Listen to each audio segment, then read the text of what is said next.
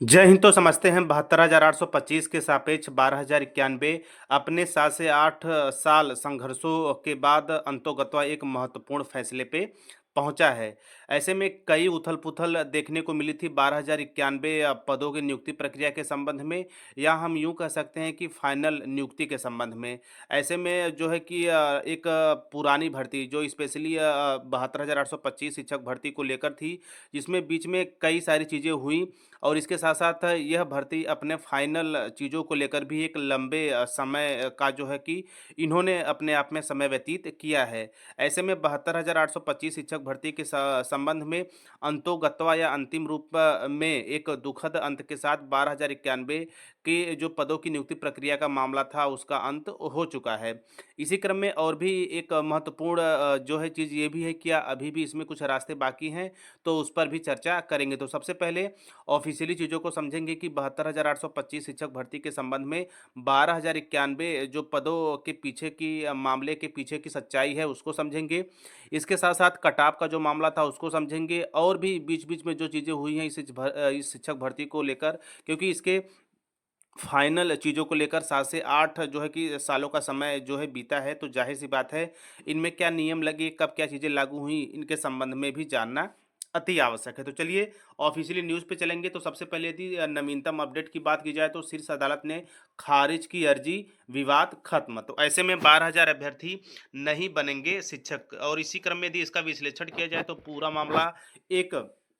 जो कि नज़रों से होके गुजरेगा। तो देखिए यहाँ पे कहा जा रहा है कि परिषदीय प्राथमिक स्कूलों में 2011 में शुरू हुई 72,825 प्रशिक्षु शिक्षक भर्ती के अंतर्गत 12,091 चयनितों की सूची को लेकर 7 साल से अधिक समय से चला आ रहा विवाद अब पूरी तरह से समाप्त हो चुका है।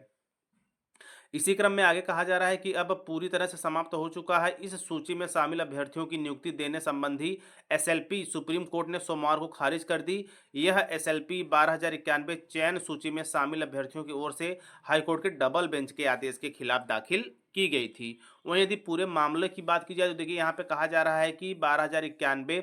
चयन सूची में शामिल कुछ अभ्यर्थियों ने पिछले साल नियुक्ति के लिए सुप्रीम कोर्ट में याचिका दायर की थी, जिस पर सुप्रीम कोर्ट ने जो है कि कोई सुनवाई किए बगैर 27 सितंबर 2023 को याचिका हाई कोर्ट को संदर्भित कर दी थी। यहीं सुप्रीम कोर्ट ने अभ्यर्थियों को हाई कोर्ट में अपनी बात रखने को कहा था। हाई कोर्ट में सुनवाई के दौरान सिंगल बेंच ने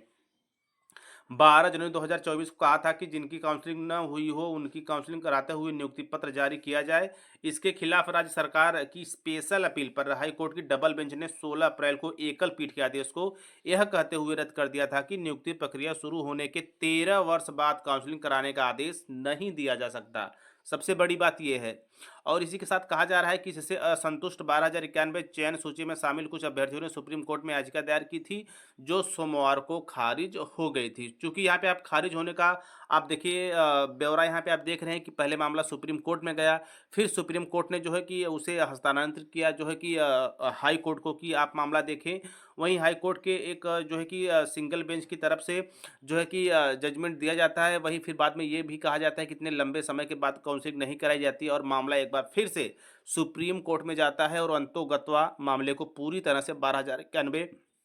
जो नियुक्ति प्रक्रिया व काउंसलिंग प्रक्रिया सीटें थी उसे जो है खारिज कर दिया जाता है। वहीं देखिए इसमें कहा, आगे अगर बात करें तो इसमें कहा जा रहा है कि 12,091 चयन सूची में शामिल कुछ अभ्यर्थियों ने सुप्रीम कोर्ट में याचिका दायर की थी, जो सोमवार को खारिज हो गई थी। और खारिज होने के साथ-साथ हम समझ सकते हैं कि 12,091 नियुक्ति की प्रक्रिया है, अब संभवतः यह एक नए सिरे से नहीं प्रारंभ होगी। चूँकि मैं ये नहीं कह सकता कि भर्ती पूरी तरह से समाप्त हो चुकी है या फिर इसके अभी कुछ रास्ते नहीं बचे हैं, तो अभी भी कुछ ऑप्शंस हैं। लेकिन यदि वर्तमान समय में देखा जाए तो यह भर्ती प्रक्रिया पूरी तरह से जो है कि 12,091 जो मामला गया था नियुक्ति प्रक्रिया को लेकर, इसे खारिज कर दिया गया है, यानी कि विवाद को समाप्त कर दिया गया है। अब 72,825 शिक्षक भर्ती में 12,000 जो है कि 91 पदों की भर्तियां नहीं होगी। वहीं यदि सबसे प्रमुख चीज़ों की बात की जाए जो है कि क्या है, चयनितों की सूची के अंतर्गत जो है कि पात्रता की बात की जाए या फिर अन्य कटाव की बात की जाए, तो देखिए इसमें साफ और स्पष्ट कहा गया है कि वर्ष 2011 की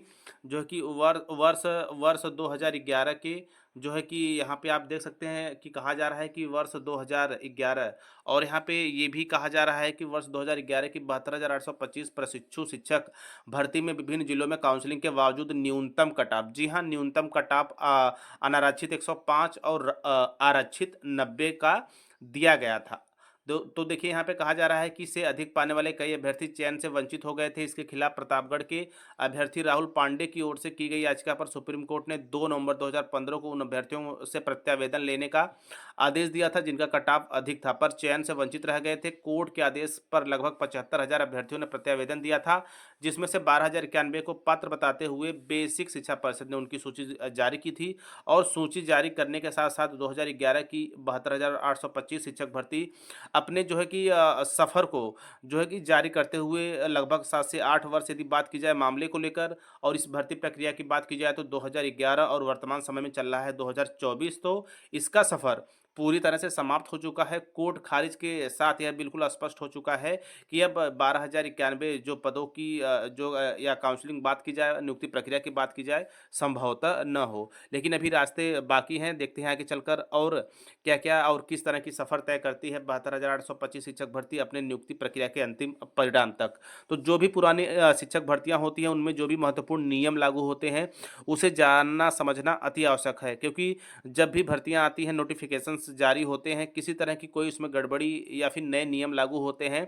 तो उन नियमों को जानना अति आवश्यक है। इसीलिए मेरा पूरा प्रयास रहता है कि पुरानी भर्तियों को आधार बनाते हुए इस नए समय में क्या महत्वपूर्ण फैसले लिए गए हैं, वो सारी चीज़ें पानी की तरह क्लियर, पारदर्शी तरीके से आप लोगों के समक्ष रखा जाए ताकि आप भी यदि शिक्षक भर्ती की तैयारी कर रहे हैं, शिक्षा विभाग से जुड़े हुए हैं, तो इस तरह की नवीनतम जानकारियों के बीच जो मतभेद बने हैं, फैसला किस के मद्देनज़र आ रहा है, क्या आधार रहा है जजमेंट का और भर्तियों के संबंध में कितना समय बीता है, कब क्या नई नियम लागू हुए हैं, चीज़ें बिल्कुल आपके सामने स्पष्ट हो। तो आई होप चीज़ों को आप समझे होंगे। तो मिलते हैं नई जानकारी के साथ नए वीडियो में। तब तक बिल्कुल स्वस्थ, व्यस्त और मस्त रहिए। जय हिंद, वंदे मातरम।